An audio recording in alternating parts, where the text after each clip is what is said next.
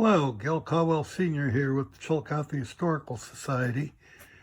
And here we have the working mechanisms out of Sandy the horse.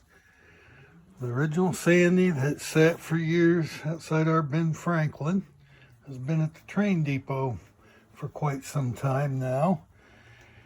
And the train depot's collection keeps growing, and they really needed some extra space. I got to looking inside Sandy and noticed things have been moving back and forth on the shaft that shouldn't have been. So I decided Sandy needs a mechanical restoration.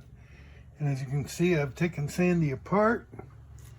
If things work out, Sandy's going to end up with maybe retractable wheels underneath. Sandy's going to move to the museum on 4th Street, the former Dolph House.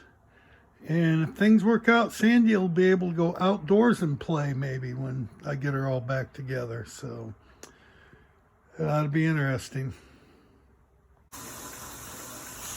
Here's the inside of the horse, running and working before I tear things down.